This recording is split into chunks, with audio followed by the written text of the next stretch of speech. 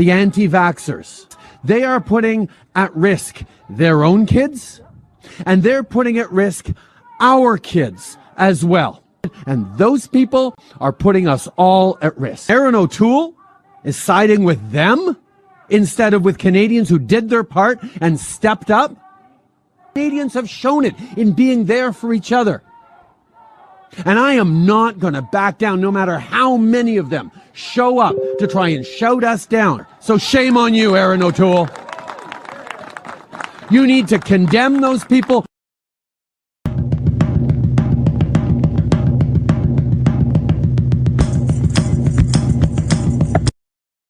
And that means we're going to work on vaccination certifications, on vaccination passports. And that we work with the provinces on vaccine certifications.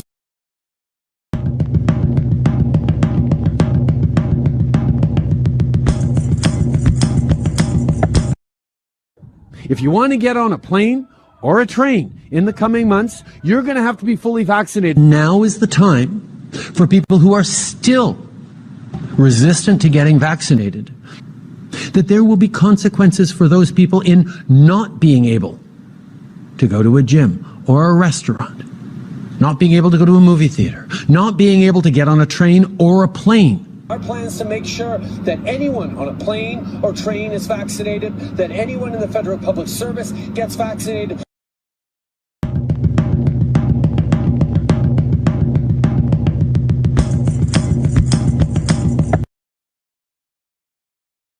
And we know that the way to get through this as well is to make sure that people can go into non-essential businesses and feel safe that they're not going to get catch COVID from someone next to them.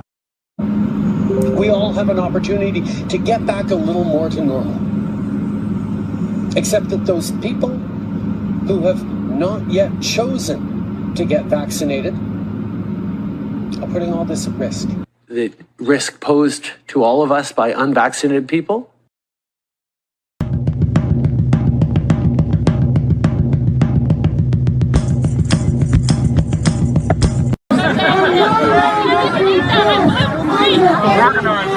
Shame on you! Shame on you! Shame on you! Shame! Le refus de tempérer à cet ordre vous rend passible d'une amende pouvant aller de 1 000 à 6 000 $.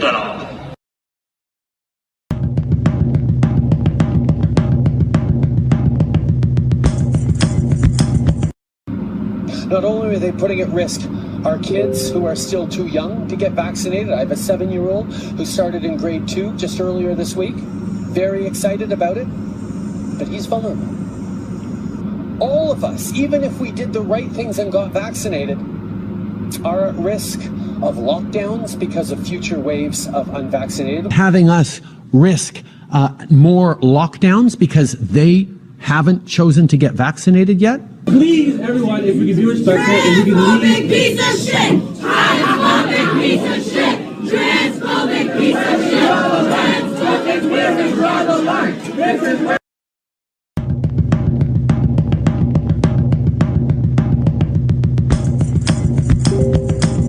In September, the federal government posted a call for expressions of interest for contractors to supply, provide, and manage quarantine isolation camps throughout every province and every territory in Canada. These quarantine isolation camps, however, are not limited to people with COVID, but provide a wide latitude for many people to be detained. Surely this government is aware of the intentions to build these isolation camps from coast to coast. And my question to the Premier is, how many of these camps will be built? And how many people does this government expect to detain? My son is supposed to be coming in from the flight from Phoenix, and he is being detained because they didn't accept his test. They're saying it's not accurate, and they are wanting to take him to a quarantine facility. They won't let me talk to him. They won't let me see him. They won't come and talk to me. The board, they say he doesn't have a choice. They say that it's the law. They say that I don't have the right to talk to him, to see him. and they are taking him against my will and his will, and I'm not okay with it, and I don't know what to do about it, and I don't know where I'm supposed to find him. So this quarantine facility apparently is up and running and totally legal, as they say, and I'm freaking out. Today, we're confirming an additional $23.7 million in federal funding to operate isolation sites in regions such as Toronto, Peel, York, and Durham. And we're finalizing the details for similar sites in Thunder Bay, Windsor, and other regions.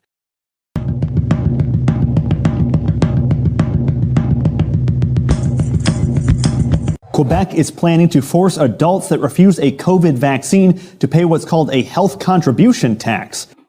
Those who refuse to receive their first dose in the coming weeks will have to pay a new health contribution. We will be putting forward measures to put those tools permanently in place. The authorities of FinTrack, I believe, do need to be expanded to cover crowdsourcing platforms and payment platform and their payment providers.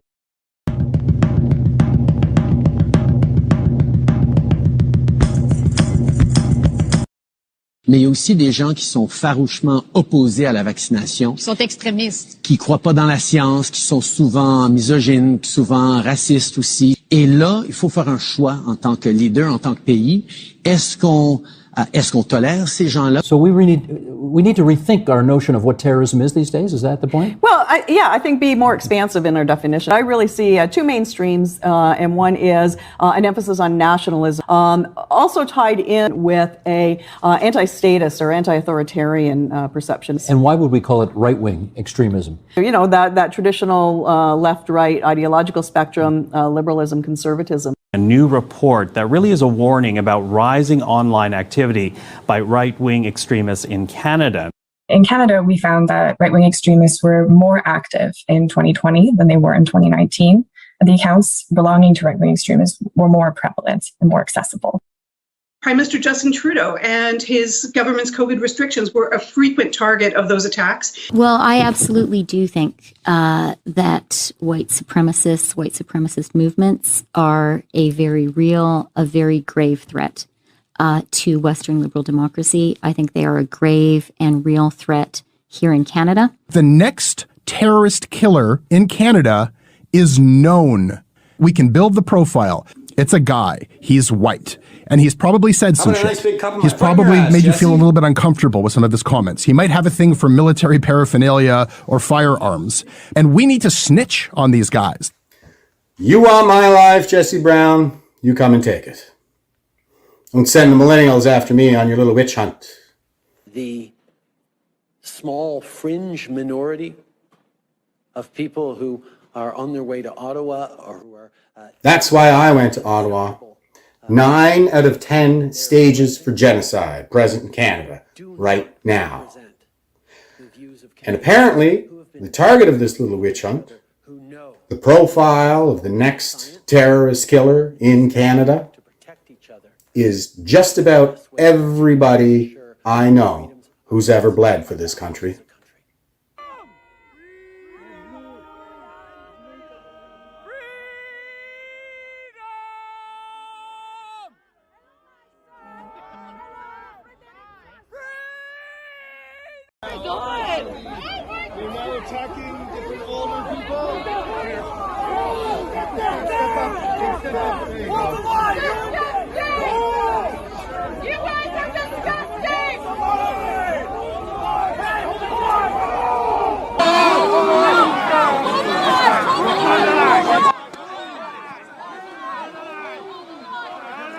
Are you going to tell me that we weren't met with hatred?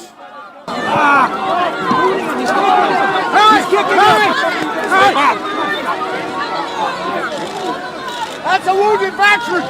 That's a wounded warrior right there! That's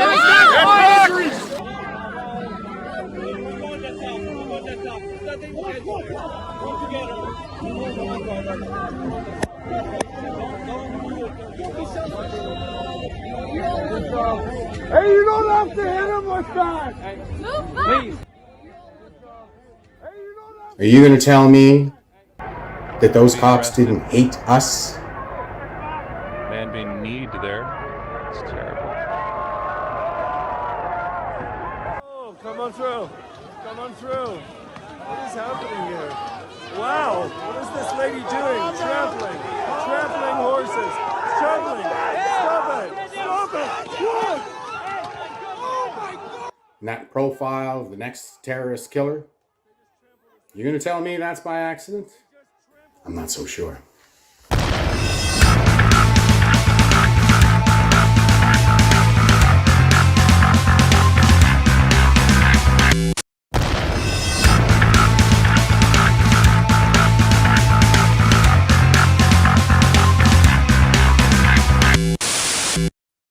Hey, what's up, troops? Jeff Evely, Ops Sgt-Maj with Veterans for Freedom, back with you now on this 4th day of April 2023. A very special guest lined up for us today. One of the busiest freedom fighters in the country and also one of the youngest, Josh Alexander.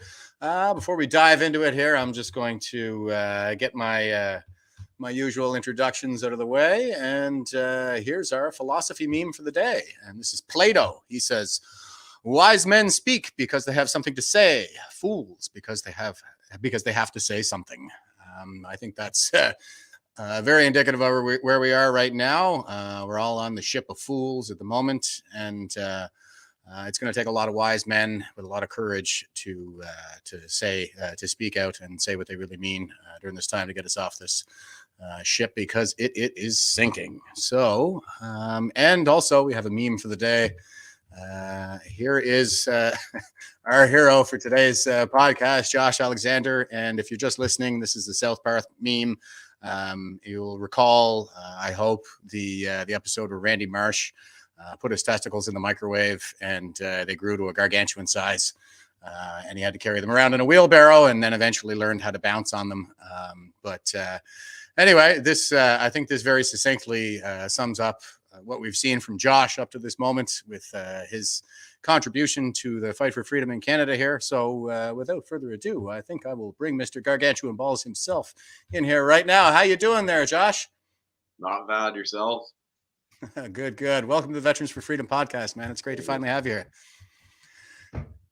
So yeah, just to start things off, for anybody who lives under a rock with their fingers in their ears, would you mind just explaining to us a little bit about who you are and what you've been up to, kind of what brought you here to this moment?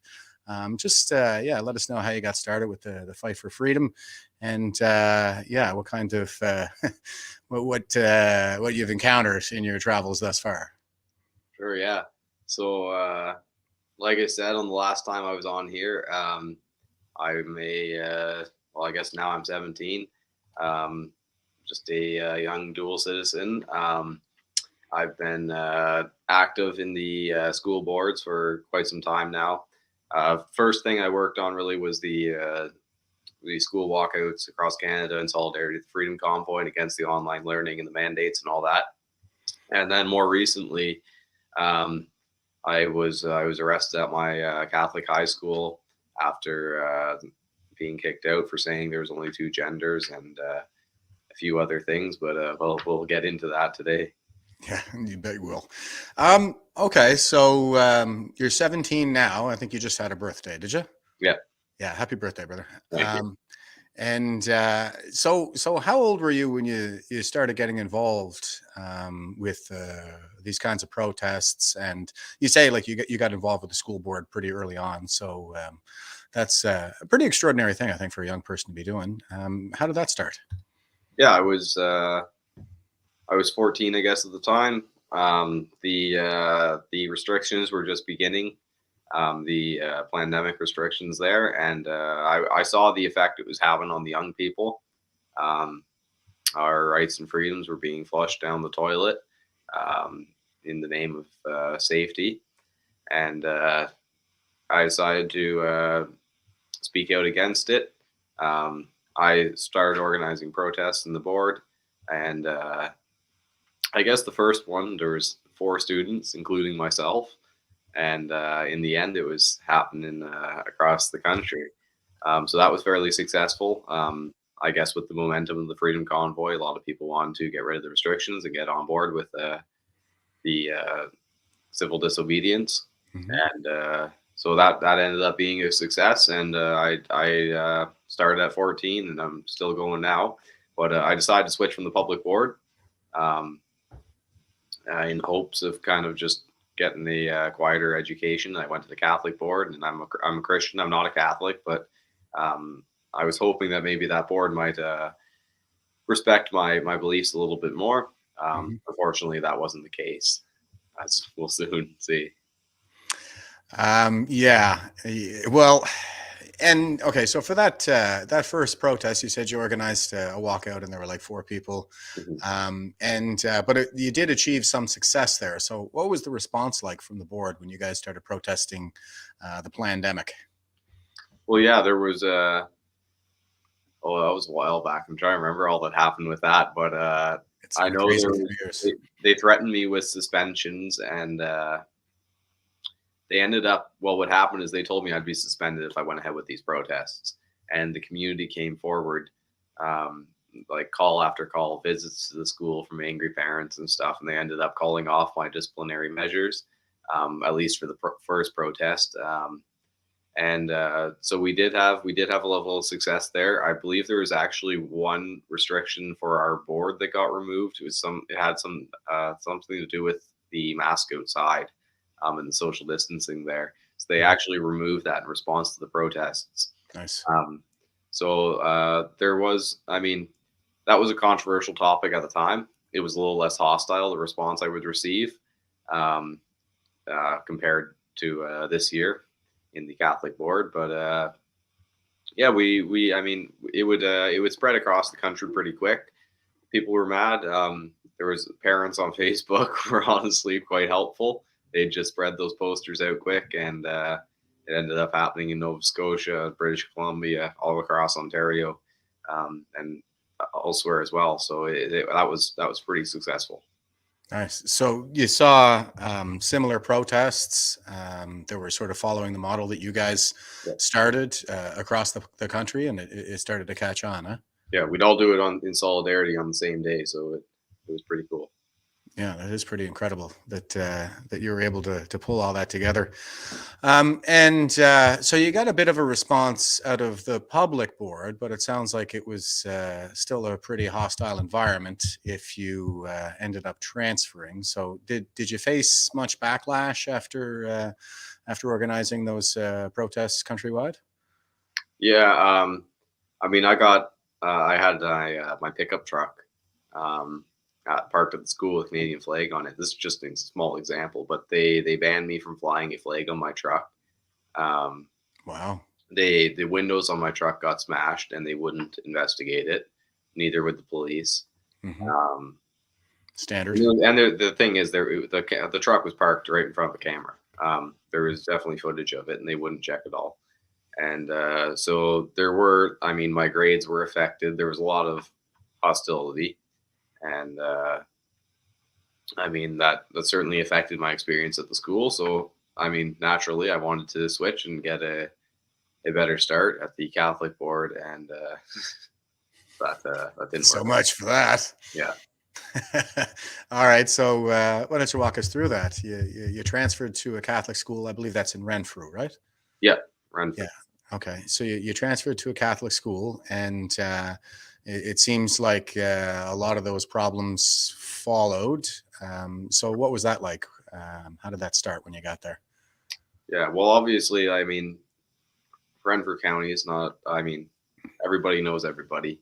My reputation kind of hung over me.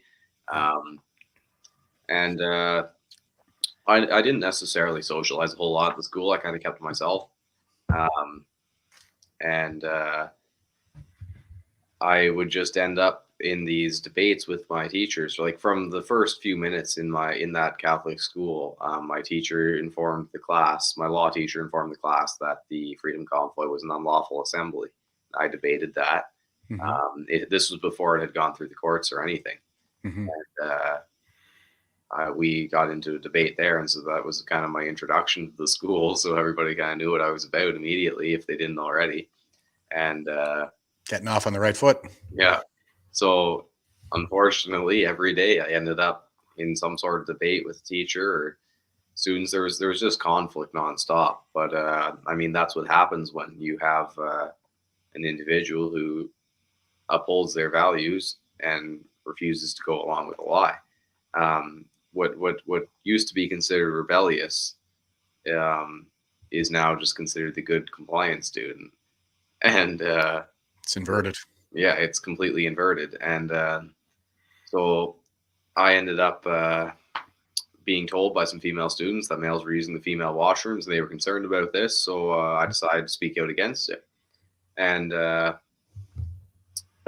didn't go over very well. It came up in classroom discussions. It came up in the principal's office, and it was considered quite controversial. I was called a racist, a sexist, a bigot, a homophobe, and all the modern excommunications. Yeah. So I mean, I didn't stop. I continued to express what I believed, and I went to the office. I was ignored. A female student went. She was ignored. And at that point, I decided to organize a protest to get some media attention. So I organized the protest. I was met by quite a few counter protesters. 2 days before the protest happened, I got suspended indefinitely. Mm-hmm. And the teachers and principals went class to class and told students not to participate. And if they did, they would have their transportation revoked, and it would ruin their reputations and stuff. So there was a lot of intimidation there that disengaged most of the students. I waited out the suspension. They called it to an end. There was a debate whether they would expel me or suspend me. Mm-hmm. And they ended up calling the suspension to an end after 20 school days. And so we go into this meeting, and they tell me that I need to permanently exclude myself from math class and religion class. And then they also told me that I wasn't allowed to speak to certain students. And there was a few other smaller conditions, but I didn't agree with these conditions. And I, at that point, got my lawyer, James Kitchen, on board.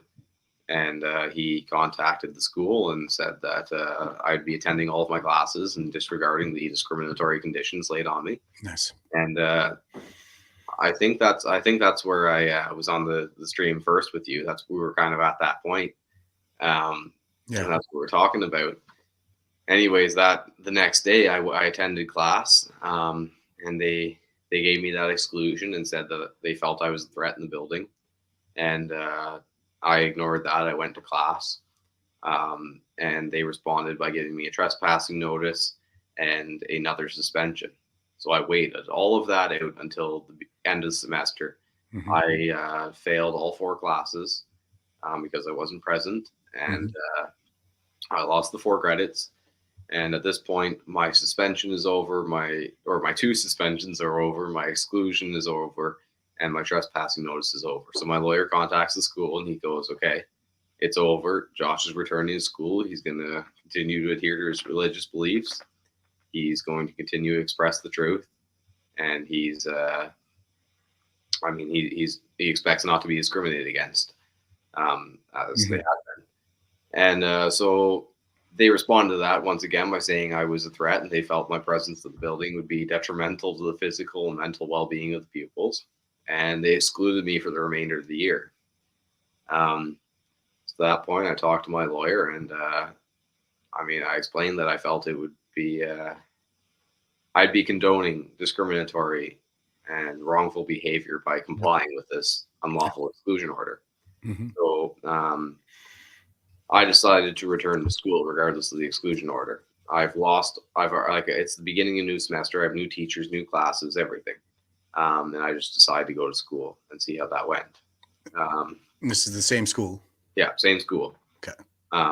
So all they have against me at this point is this exclusion order because apparently I'm a threat.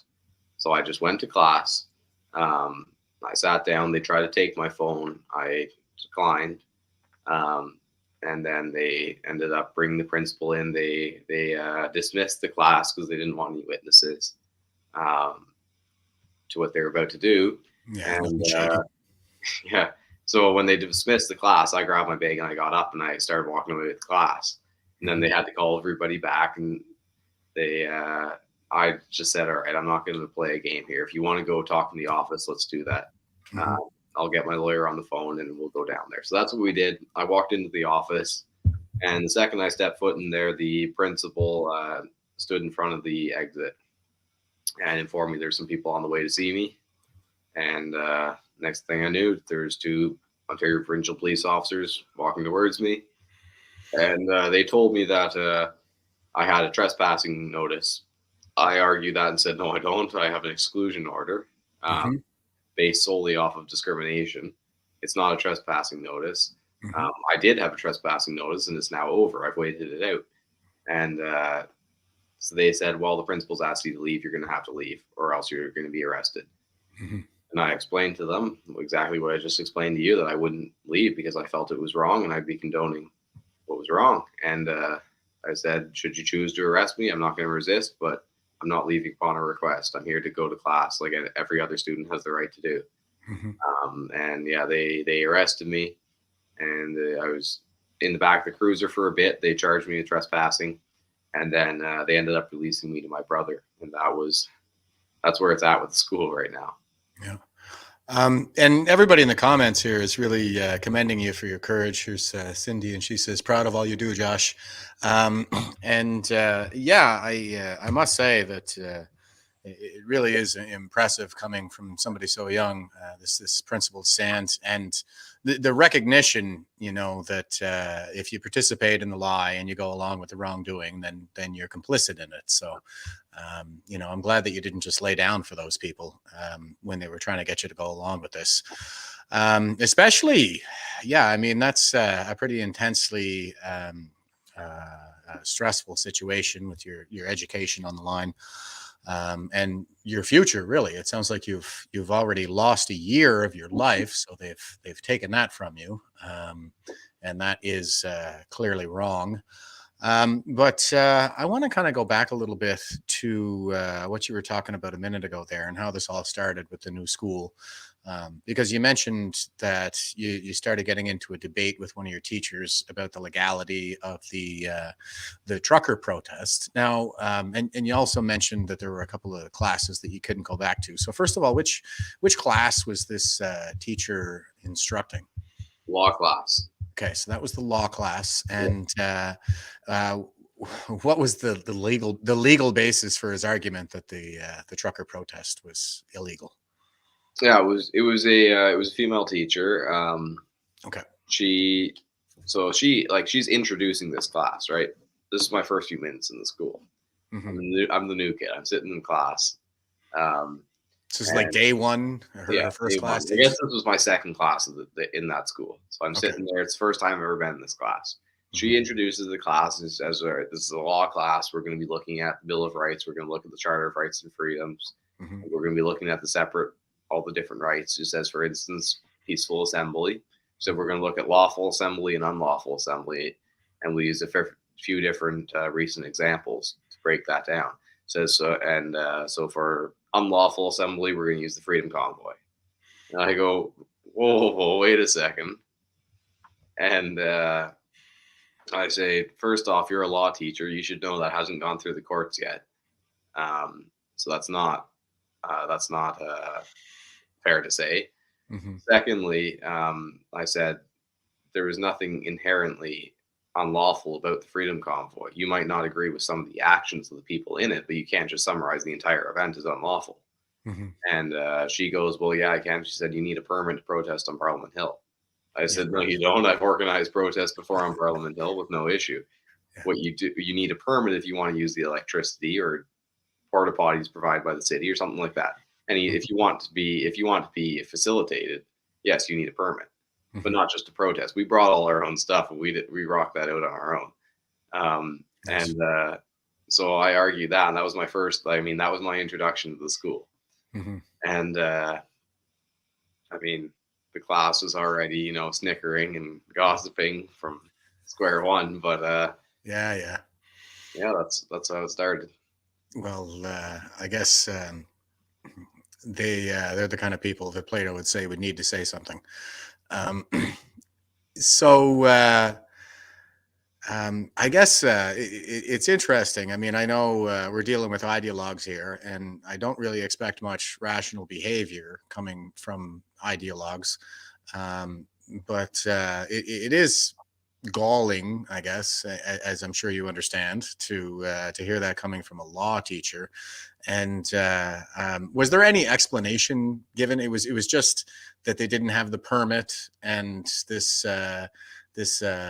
law teacher who was talking about fundamental rights in Canada is given the argument that if you don't have permission to protest, then you're not allowed.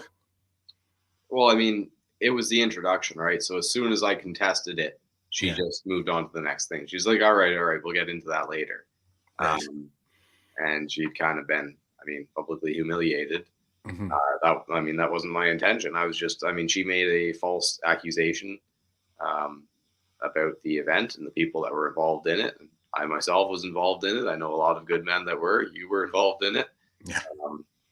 And a lot of men who served our country before, because they recognize that our freedoms were under attack, and that's not something we take lightly. So she made a very generalized statement, and I argued it. Obviously, she didn't have much to stand on, so she just moved on. Yeah. And I'll show you something really quick, because this just kind of came across my desk. I'm not going to dive into it, but since you mentioned the protest, hang on a second here. This just in. This is April 3rd, so that's yesterday. And it says Ontario Court of Justice ruling acquits woman of all charges. And just really quick here, it says the Justice Centre of Constitutional Freedoms today announced that Christine Decaire has been acquitted by the Ontario Court of Justice on March 23rd, 2023, of all charges laid against her. Christine was arrested on February 18th, 2022, for allegedly standing on Nicholas Street in downtown Ottawa after the invocation of the Emergencies Act. She was charged with mischief, with obstructing, resisting an officer in the execution of their work, and with disobeying a lawful order. So, I think we're starting to see a little bit of room for optimism creep in here.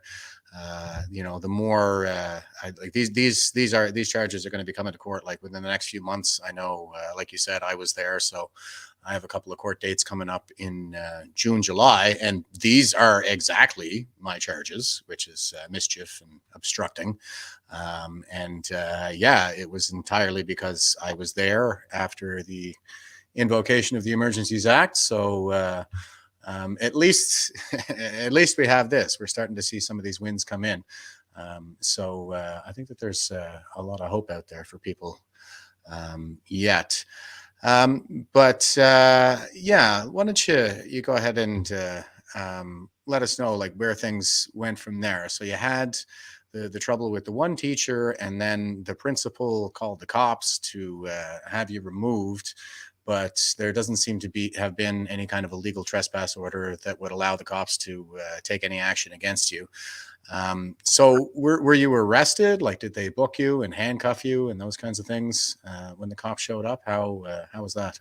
I was arrested. They read me my rights. They informed me I was under arrest. They held me in the back of the cruiser. They never actually cuffed me. Being the threat that I am, they just allowed me to walk out of the building by myself, hold the door for the officers, and help myself into the back of the cruiser. They did charge me for trespassing, which is a provincial charge. So they didn't book me. They ended up releasing me on the side of the road. Mm-hmm. And that was that. And so do you have charges pending now? Do you have a court date or fines? Yeah, I do have a trespassing charge. I should check where that's at, but it's not a very, I have bigger things to worry about than a trespassing charge. I don't believe the police. Personally, as a police officer, I wouldn't have arrested a kid for attending class, but their argument would be that the principal, who was I was under his authority at the time, had asked me to leave, and I didn't do so, so they arrested me. The issue is more so with the principal's actions than the police officers, although I do think theirs were still pretty pathetic for something that's sworn of. Yeah, I would tend to agree. You know, and it's to protect and serve. You know, not to be hired goons for bullies who happen to occupy a position of authority. And you mentioned that this is these orders are discriminatory as well. So, is there any kind of a countersuit that you might be pursuing, like a human rights complaint? Any action like that you might be taking against the school boards? Yeah, absolutely. I'm going to the Human Rights Tribunal of Ontario.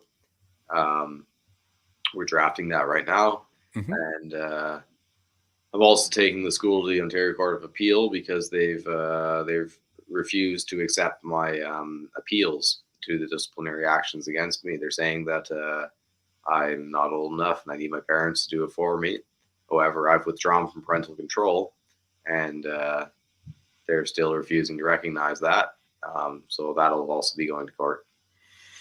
Yeah, and the irony is not lost on me that we're pushing through legislation now to allow mature minors to accept MAID, as in state-sponsored euthanasia, probably for their depression.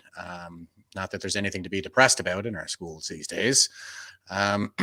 But yeah, I mean, it's a very clear selective application of the law. And like you said, like the whole paradigm is kind of inverted now, where the kids who are usually in any other era would be considered to be conformist are the rebels at this point, because anybody who sticks to their principles in a crisis era like this one tends to be on the outside. So, I mean, hats off to you for all the abuse that you've endured thus far, and done so with grace, I must say. So I thought I'd show a clip here recently. What's going on in this one here, Josh? You've got your bullhorn out. It looks like you're up in Parliament Hill here. Why don't you set this up for us? Yeah, so that was just recently. That was the weekend. Sleepy Joe was in town. His motorcade had just left the Chateau Laurier and arrived at Parliament Hill. They were allowing people to go into a gated off section on Parliament Hill after going through the security. And I made it onto the hill, and one of my buddies came through with the bullhorn, and they told him he had to leave it, or he couldn't take it on the hill with him. So I walked up and I took them. It's my megaphone that he had been carrying. So I grabbed the megaphone and I said, well, I mean, constitutionally, I'm allowed to walk onto the hill with this megaphone. And they had that argument there. All right, let's check it out and see what they got to say. Sure. Where would we make a complaint about this? Right here. Well, like I said before, a lot of men fought and died to uphold these rights, and you're completely disrespecting them. I understand you're being paid to do. I really like what Josh is saying here. I know the volume's a little bit low sometimes with these internet clips, but he's standing up for this cop, and he's saying that a lot of people died for these rights and freedoms, and you're utterly disrespecting that right now. And yeah, I mean, that's I think that we in the veteran community probably feel that the most, and that's certainly the kind of thing that was on my mind when I was driven to go to Ottawa for the trucker convoy. So I can't stop singing your praise here, Josh. I couldn't have said that better myself. Dude, that's not an excuse. The Nazis are just doing their job as well. It's a choice. Don't believe. You don't want to just leave it there and come back.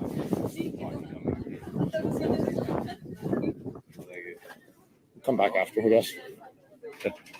Let's go, Brandon! Let's go, Brandon! All right. And then they just kind of walk you out and give you a hard time down there by the in the street. But I was talking to Daisy about this the other day. Do you want to tell us a little bit about how they dealt with this situation once they walk you out of there? Yeah, so basically they told me, you can kind of hear it in the video. They tell me I need to either leave the microphone behind and they'll throw it away, or I need to go put it away and then come back onto the hill. So, I mean, could I have gone and got arrested that day? Yes. Did I want to? No, not really. So I did my thing. I shouted, "Let's go, Brandon," as I was leaving the hill. And anyways, the PPS kind of just escort me out there, and then I'm met on the street by Ottawa police, and Ottawa police tells me I need to leave because I'm loitering. And then police liaison walk up to me and tell me I'm not allowed to be on the sidewalk. And as I'm walking away, they stop me and say I'm not allowed to be on the sidewalk. And I say, they say you're loitering. I said, you're the one that stopped me. I was walking away. And so then it gets into a bit of a debate, and they tell me that I'm going to be arrested for loitering or obstruction or loitering or something. They told me they threatened to arrest me for a couple different things. And I asked the officer to explain the difference between peaceful assembly and loitering, which he didn't respond to. So then at this point, I handed off the bullhorn. Somebody else had the bullhorn at this point. I don't even know who it was. And I just said, all right, I'm going back to the hill. And the police stopped me in the street and say, you aren't allowed on the hill. You're trespassed from the hill. And I was like, no, I was just on the hill 10 minutes ago. I'm allowed on the hill. They told me I'm not allowed out with the bullhorn. I no longer have a bullhorn. I'm going back to the hill. Right. So then they have to go and they try to figure out whether I'm trespassed or not. And each police liaison, Ottawa Police, and the Parliamentary Protective Services are completely confused. Each one of them's telling me something different. I'm just walking towards the hill. And anyways, they come back and they say, no, you're trespassed. We just talked to them. And I'm like, no, my brother is trespassed. He looks similar to me, but I think with all your guys' efforts together, you'd be able to figure out that I'm not my brother. And anyways, I eventually just walked back onto the hill, and they didn't arrest me because they couldn't ID me. I think you probably have more confidence in OPS than I do in their competence. But here, 1 second here. I didn't want to go through the whole clip or anything, but I did want to point out the irony of the fact that all of this, you see, it seems to me that so they don't know if you're trespassed. They don't even know what the issue is, but you've been singled out as somebody that the police need to mess with whenever you show up in Ottawa. So that's all they really do, is they start messing with you and coming up with excuses to kind of push you around. And I believe that this is the placard right here that leads into Parliament Hill. It says this is where all Canadians are welcome to come and protest, basically. I don't know what the exact verbiage is, but that looks like the placard right there. So that's the state of affairs in Canada these days, folks. And let me see now. More recently, you were involved in there was the school board meeting there recently. That was ODSB board again, I guess, but it's over the same issue, kind of with the transgender bathrooms. And this is a bit of a setup here. Now I think you know who that person is, but I'll skip over her. She's going outside, and this is outside that meeting here. Why don't you set that up a little bit there, Josh, and let us know what you were doing there and what's going on here. Yeah, I was at the Ottawa Carleton District School Board there. I was in the meeting where a couple of delegates that I know were speaking. One of them was the father that was just hit some headlines there for being kicked out of this same building just a week before this. So I went there to support him, and at this point, it's the end of the night, and I was exiting out the front door to leave. And there's a bunch of protesters outside.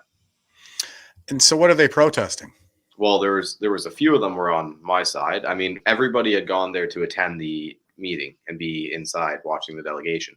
But the issue was they were only allowing 75 people in, and there ended up being like a couple hundred outside. This is late into the night, so a lot of them had left at this point. But yeah, so they're just waiting outside, and it got pretty hostile. There was actually a couple of assaults before this. Yeah, we had Daisy on here talking about some of that just recently, actually. And there was an old man that was thrown to the ground by one activist. And there's again, I'll say the selective application of the law, where If you're on their team, their political tribe, then you're kind of exempt from being charged with these petty assaults and whatnot. But if you're not in the tribe, then look out. They'll do whatever they can to make something stick. But okay, so these people are basically Antifa. A lot of these folks are protesting in favor of transgender bathroom policy, if I'm not mistaken. And I think they were kind of motivated to come out here because of a particular speaker who was raising some concerns with respect to the permission for biological boys to enter the female washroom. But I'll just play a couple minutes.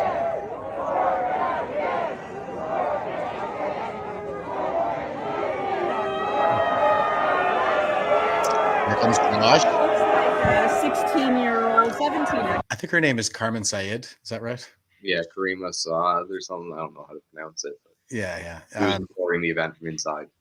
Yeah, so she's kind of a rainbow reporter, I guess. Hardcore leftist, and obviously hardcore against the convoy and anybody like Josh. So.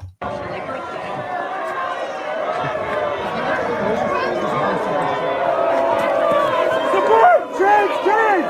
Support trans kids! Support trans kids! Support trans kids! Support trans kids! Hope we get arrested. Support trans kids! Support trans kids!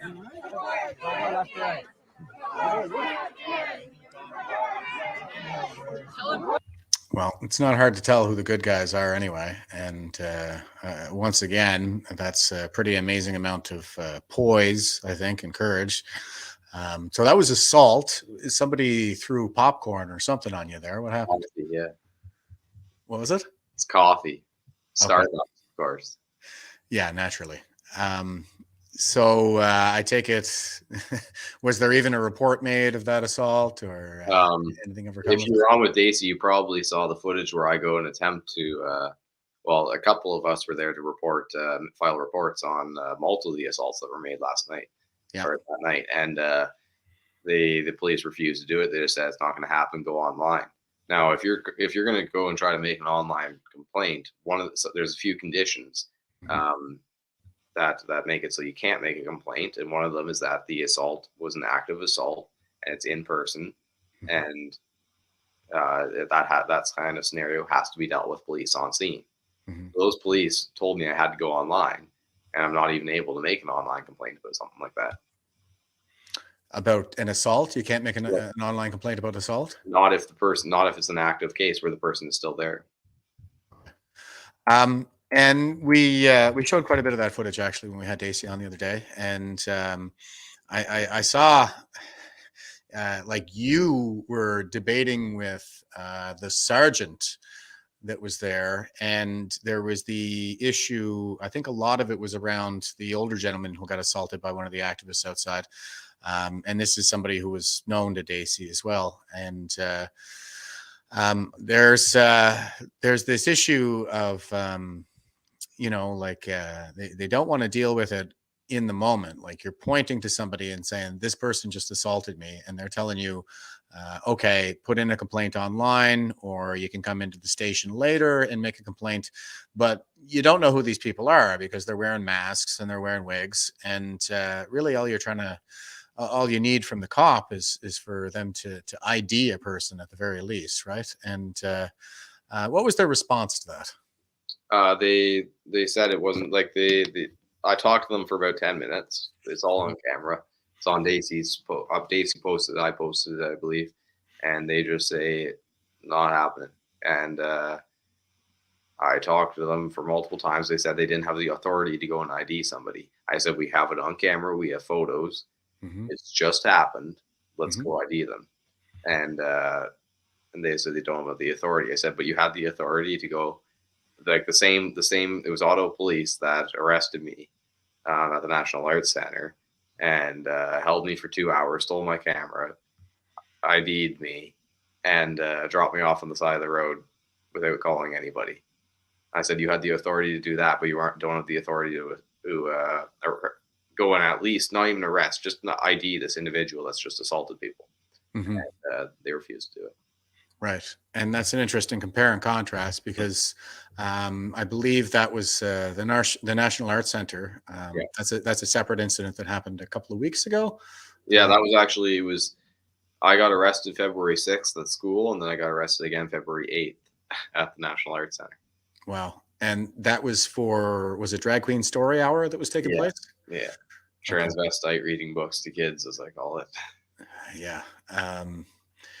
And like clearly it's all for the purpose of getting their sexual kicks with the kids and for the grooming aspect of it. So you showed up to protest at the National Art Gallery there, and I'm sure the crowd was every bit as hostile. And I saw some footage from people even spitting coffee on some of the folks who showed up to demonstrate against the grooming. And so you end up getting arrested. And what exactly is it that they're trying to charge you with here? So they arrested my brother first. I don't know how. I've done a couple of streams today. I don't know if I told the story about what happened at the NAC, but so I was there. I got surrounded and pinned up against the wall. So did my crew. They took some of our stuff. Anyways, they were just hitting us and stuff. Police run in. They pull us out of the crowd and they throw us into the street instead of our attackers. And then we try to get back on the sidewalk, and the police will just push us back into the street. Anyways, they arrest my brother for being on the street. He ends up being released within 15 minutes. It was a fairly violent arrest as well. Mm-hmm. I don't know if we have footage for that, but I don't have it teed up. They arrested him and then released him within 15 minutes with no charges, and just told him not to go back to the NAC. However, I don't believe they gave him any paperwork or any charges or anything. So a few minutes later, I'm walking there and I have a megaphone, and I was speaking into the megaphone. I was quoting some scripture at the time. And I just finished a bunch of interviews with media. And the police run up to me and they tell me if I don't stop using the megaphone, I'm going to be arrested. I didn't stop. I was standing I was at the light, crossing the crosswalk to go back to the NAC. And they arrested me on the crosswalk. And then they held me for 2 hours, stole my camera. I still haven't gotten that back. And they ended up charging me with trespassing, failed to leave premises when directed. However, they never asked me to leave the premises. And I was on a public crosswalk when they arrested me. So I don't know how that was a trespassing, but anyways, turns out they've admitted that it was a mistake when they arrested me in front of CTV News and Global News and all that. That was just an accident. But yeah, and then stole the camera, which had footage of them assaulting people. So that's where that was left at. So it kind of seems like all they got to do is kind of rough you up, teach you a lesson. Kind of thing. Like there's not really any intent here to pursue any charges. And even if there was, I can't imagine what it would be if they're pulling you out of a crowd and saving you from getting assaulted. Okay, so there's that in at the National Arts Center, and you said you don't have any charges pending from that one? Yeah, the charges have been removed from that one. Okay, so that's good. And so then you end up at the Ottawa Carleton District School Board during the. So what was there was a speaker there during that event there, and that was the gentleman who was concerned about the transgender bathroom policy as well. And do you want to just, if you were inside, do you want to just let people know a little bit about how that went with the school board and how receptive they were? Yeah, I mean, it was obviously an incredibly biased board. I mean, just walking into the room, they have the trans flag and all sorts of propaganda plastered all over the walls. But Nick gave a presentation. There was one other presentation as well. His name slips my mind, but yeah, there's those two delegates were kind of on our end of the deal, and then there were several, I guess you could say, left wing presenters, and they spoke. It was either 2 to 4 minutes per person. I mean, the meeting went on after that, but I just decided to leave before then. And they had, since there were so many protesters outside, they had set up a backdoor exit for everybody. And that's where you see that video of Karima walking out, and she says she took the back door. Mm-hmm. I mean, for one, it seemed pretty lame going out the back door. Why would I be hiding? I'm not ashamed of what I did. I'm not ashamed of who I am. I'm walking out. If they don't like me, that's on them. But anyways, they had asked people to go out the back door. So that's what I attempted to do. I walked towards the back door exit. Mm-hmm. I didn't really think much of it. And I'm just walking away, and they said, whoa, you got to wait here. We got to get somebody to escort you out. Just so you stay on course down this hallway and go at the back door. So I stand there and I look at them, and they're like, they got the pride pins on them and stuff. And yeah, it was just stupid. I walked away and I walked out the front door, and that's where that video picks up. Right. And again, good show, because it sounds like what you're dealing with there is just some petty tyrants that are looking for an excuse to push you around. Yeah. That's kind of what we see, I think, right now across the board, is all the worst people in our society are just being emboldened by a lot of these policies. It is interesting to consider. I think I always kind of throw in this perspective of, I talk a lot about Strauss-Howe generational theory that forecasted the current crisis back in 1991, and says that we're in a fourth turning, and basically it has everything to do with whatever generation happens to be at peak institutional power, running our institutions at any given moment in history. And right now, that's the boomer generation. So basically what we have is the generation that prosecuted the sexual revolution of the 60s and 70s, gave us the AIDS pandemic during the AIDS epidemic, I guess, during the 80s. They're the people that are running our institutions right now. And as you can see, they're depraved. So they're kind of pushing this sexuality on the kids. They have some pretty serious boundary issues from the looks of things when it comes to the kids. And now, so they came out as kind of the counter cultural hippie generation, and quite, I guess you could say, anti-Western, now that we get a flavor for what it was really all about, because that is, I think, the kind of psyop that's being inflicted on us. It's an anti-Western psyop. And since Christianity is very much Western, it seems that it's under attack right now. And so, yeah, I mean, all the values that Christians would normally hold near and dear are verboten, and like you say, the whole paradigm is upside down. So is that something, I guess, that you're encountering? Do you find that as a Christian that it has this movement that you're up against right now, like the transgender movement, or whether it's the bathroom debates, whatever you want to call it? Do you find that it has that anti-Christian bent to it? Yeah, absolutely. I mean, I believe there is definitely an attack on my faith, but at the same time, there's an aspect of it that is just because of my age. I'm a young person that has views contrary to the norm of society, and I have traditional views, and that's not considered acceptable.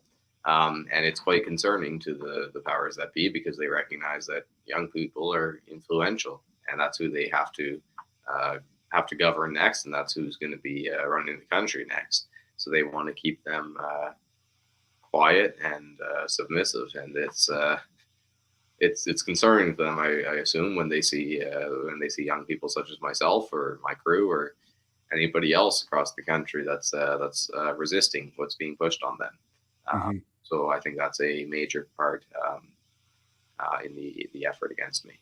Okay. And when you're being attacked by some of these people, do they ever come after you? Like, did they say any anti-Christian things to you? Those kinds of things? Yeah, I mean, you get the Sky Daddy remarks and stuff all the time, but I mean, I don't really care. That's the only way to be, brother. So I mean, personally, like I'm not a Christian myself. I've always kind of been a non-believer. I'm mostly just I'm interested mostly in philosophy, and even that has been under attack for quite a long time. I mean, people kind of write it off as just the musings of backward old white men of antiquity. And we're being well, essentially what happens in a fourth turning is it's the reining in of the new theocracy. So when this particular, the prophet generational archetype reaches peak institutional power in their early elderhood, they're reigning in the new theocracy, and the new faith for this saeculum is that of postmodernism, or what most people are calling wokeism right now, and it's a Marxist sort of pseudo philosophy, and it is decidedly anti-Christian, again, because it is this attack on Westernism. So it's interesting for me anyway. It's been quite a journey for me as a non-believer to find myself in the same camp and having common cause with all the Christians and the religious types, because that is I think what this represents in terms of backsliding is a backsliding into theocracy, where one declared set of beliefs reigns supreme, and the rest of us who don't want to go along with this are ostracized as heretics. That is what I think we're seeing across the board. Is the response that we get from these people is often so vitriolic because they hold these beliefs with a kind of religious fervor, and the reaction that you're seeing is this anti sort of outsider instinct that plays on the human impulse for tribalism, and the heretic is the threat. And so that's you're going to be an excommunicate. I mentioned that before. All the usual excommunications in the modern theocracy are transphobe, bigot, the basket of deplorables, the Hillary Clinton basket of deplorables. So welcome to the deplorables there, brother. Okay, so the and so like this is what you have here, I think. Like Nietzsche said, the more we secularize as a society, the more we will put that religious impulse into the state. And I think what you see is a lot of the folks who have kind of turned away from religion and haven't found anything else in terms of a guiding philosophy or a cause, have muckled on to this new woke dogma, and that has become like I said, the new theocracy. And basically what you get in a fourth turning is the witch hunts are back.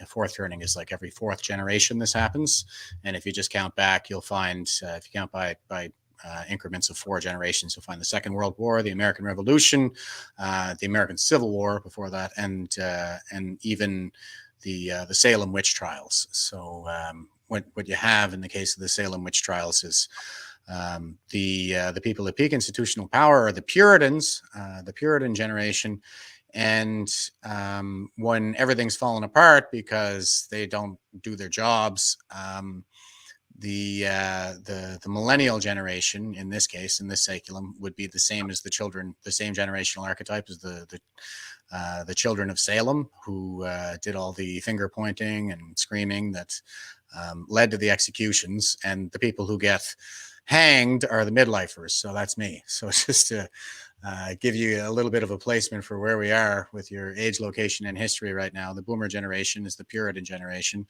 The millennials are the children of Salem, and the folks who get hanged are the Gen Xers, the midlifers. You'd be Gen Z, so you're 17.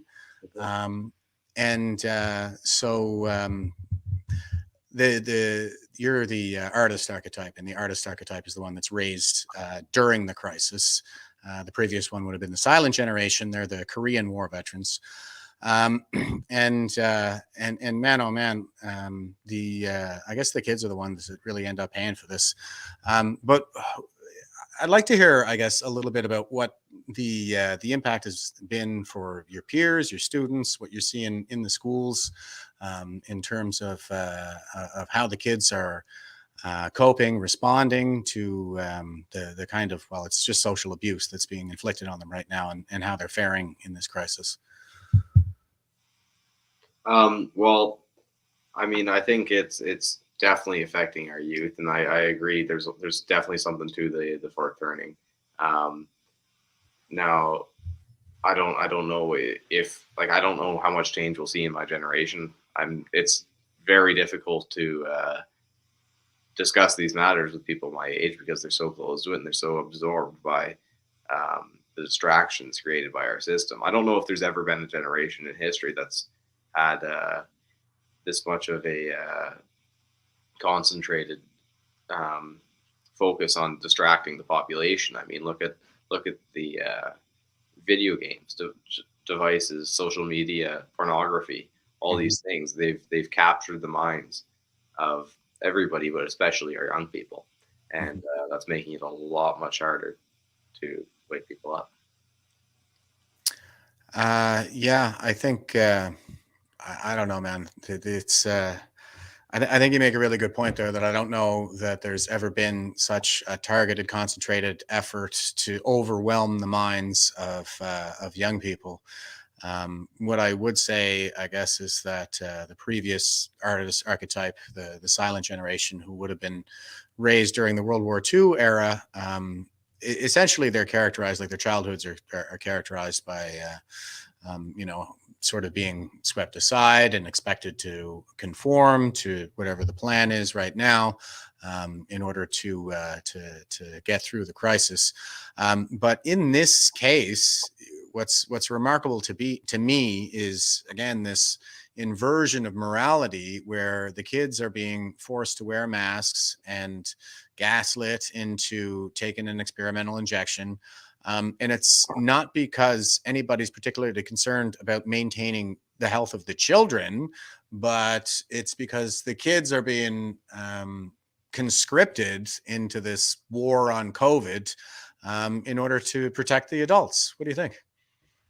Yeah, I mean, I would, yeah, I'd have to agree with that.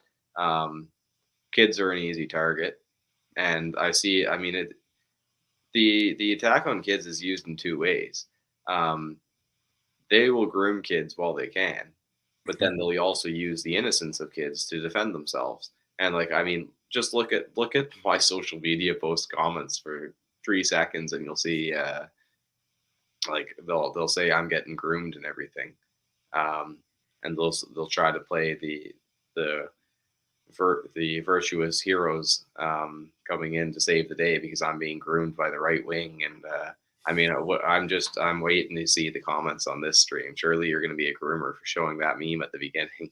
I mean, Casey got hit hard for that one. Yeah. It's so stupid because It's South Park, guys. They're the people that are defending the mutilation of children, the sexualization of children, and all these awful, atrocious things. I'm a kid, so I'm a young person speaking out against this, saying that's wrong, and there's no other way. It's impossible for a young person to speak out. He must be being groomed. He must have some hierarchy over his shoulder. And your speaking out is somehow a threat to the safety of those who think differently? Yeah, absolutely. Yeah, that's a really remarkable part of it as well. Is so has anybody ever really like elaborated on that, like how your speaking your opinion creates an unsafe environment for other people? What is it that they think is going to happen here? I have no idea. I've heard. Well, I mean, I was blamed multiple times online for a shooting that happened in the States, where I believe there was a trans person that got shot or something, and I was blamed for it because I was the one that created those hateful stereotypes. I'm blamed for the rate of suicide amongst transgender people because of me. I mean, speaking the truth. So I'm at fault for speaking the truth, and I'm the reason that these kids um, have, unfortunately, taken their lives. But they don't ever take into consideration it might be that because they're influencing and encouraging these kids to make these extremely life-changing decisions at a young age while their minds are still impressionable before they fully developed, and then putting them in an environment where they're now violating females' rights and facing backlash for that, and then just expecting everything to be okay, and then conveniently legalizing medical assistance in dying at the same time. Well, it all kind of serves big pharma. The more kids you can get on the puberty blockers, pumped full of hormones, and surgically altered to be a permanent medical patient for life, I think that's very profitable for big pharma. It's good for the stock market, and the pension plans all depend on that stock market constantly growing. So it's all good for those boomer pensions, and it's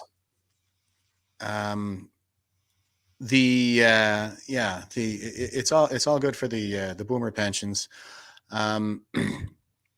and so there's that conflict of interest there, and we're starting to see some detransitioners getting traction online. I saw somebody who's 21 who had a double mastectomy at the time that they were 16 and been put on testosterone, and there's been some permanent change to their to their vocal cords, and now basically they have pain in all their joints and in their vocal cords. And we're talking about a 21-year-old person who got taken in by all of this. But I'm going to throw back again, I think, to Nietzsche and how he said that the more we secularize as a society, the more we will put that religious impulse into the state. And what we have now are these basically religious claims of there's like a spirit or a ghost or something inside the machine, and you can have a female ghost inside of a male machine. And so these are all these kind of claims that are essentially unknowable. Nobody can measure these things, and nobody can go in and prove it. And also this depression. So, because they're talking about, you mentioned the suicide rate, and it is highest amongst the transgender community, people with gender dysphoria. And I think the only people in history who demonstrated a higher suicide rate were Jews under the Holocaust. So it's alarming. But at the same time, the transition surgery does not alleviate the suicidality. I've actually read like their own papers on this and seen the data myself. And the thing is that the suicide rate does not go down. And depending on the source that you look to, some of them are starting to show that the suicide rate does in fact go up for post-op transgenders. So it doesn't even do any of the things that they say it does. And I mean, I've just been watching this thing go down in the schools for, I think, a lot longer, longer than you've been alive. In fact, I feel old, but back in the day, like the early 2000s, it was all what's going on with the kids shooting up all the schools. Like mass shooters weren't really that big a thing. When I was growing up, my generation, when we were in school, it was all about gangs. So there were a lot of gangs, Crips, Bloods, East Coast, West Coast, Mike Tyson, all that stuff. And American Gen Xers brought 186,000 guns to school every day. And that is the thing, is it's like, well, why do kids form gangs, right? It's because they don't have protection. It's because they need protection. They get into gangs for protection. So the Generation X is the nomad archetype, and we grow up underprotected. And the generation that we come up directly behind, who doesn't protect us, are the ones who are running our institutions right now. And when it comes to the school shooting, and I see it all as kind of being tied together, because what's happening in the schools is a lot of this gaslighting, and there's that anti-Western, anti-Christian bent to it, where the kids are being told that that they're somehow sinful, they're born evil, they have an evil skin color. And they come from a kind of a Western evil stock, and they kind of need to overcome that, and that's where you get into this again, this cult-like behavior, where they're being told that their nature is sinful. They need to kind of cast off their old life, give themselves over to the one true faith, and lay themselves at the feet of the Master, and so. There are those who give in to despair, and we see some of these shooting rampages as a result. And then there are others who just want to be in the group, and there's no way to be in the group unless you have that diversity card, unless you undergo one of these surgeries. And so that seems to be kind of the way out for a lot of them. I think it's completely misguided, and I'm not saying that they're coming at this in a rational way. It seems more like a very emotionally driven thing. But yeah, the transgenders seem to be like the angels in this new religion. And if you happen to be a white kid with, that doesn't have one of these diversity cards they need to be in the cult, well, there's no better way to demonstrate your fealty to the new theocracy than sacrificing your own body for the cause. Anyway, that's a little bit of a sermonizing on my part. But yeah, I guess I just wonder what it's like in the schools these days, and whether what I'm saying here is if that's maybe reflective of any of your experience at all. What do you find the messaging, the curriculum, the culture that's being imposed on the kids these schools, and maybe how that's impacting the kids? Yeah, I mean the teachers use a lot of mainstream media as their sources for the classes, so that shows you the quality of education that our students are getting. But as far as the culture goes, it's pretty pathetic. Like I said, like I mentioned, there's the distractions provided by the system have taken over our society, and I mean there's a lot of drug overuse, and there's overprescription.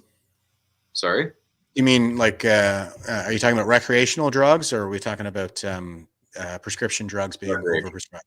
Recreation. Okay. Yeah. So that all goes along with the vices provided by our society. There's the drinking and drugs. I've watched it destroy so many lives just in high school. You'll see, you go to school with one person one year, the next year they're a totally different person, just ruined. And so that's basically where it's at.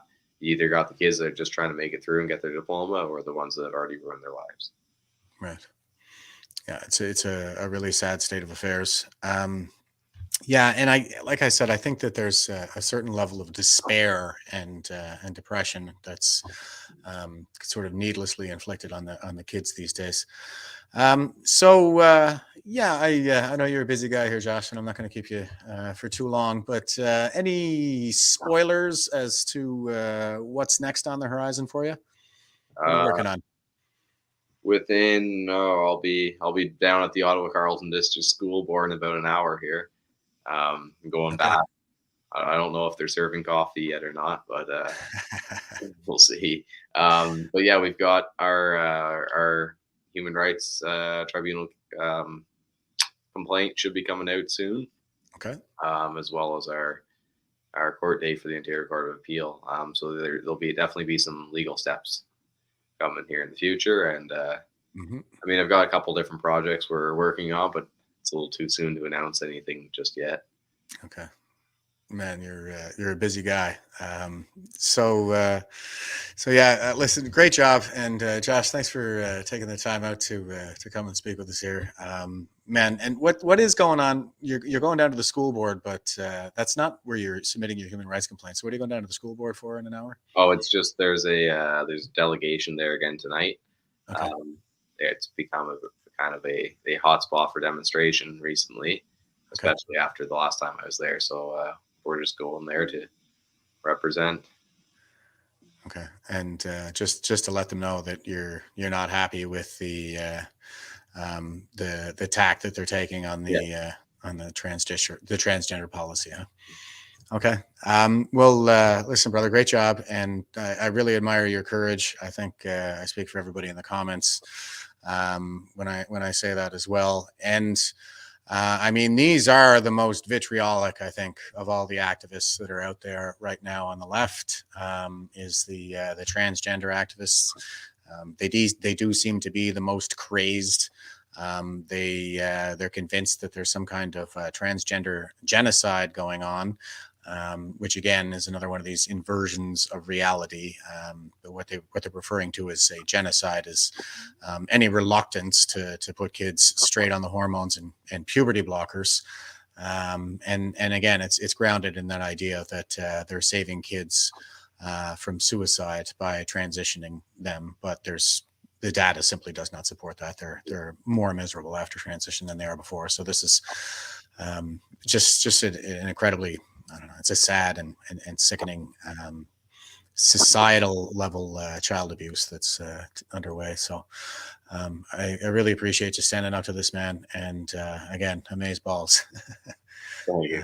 Keep up the good fight, brother. Yeah, you too. Thank you for your service. All right, take care. And to all you guys out in the comments there, stay frosty and stay safe.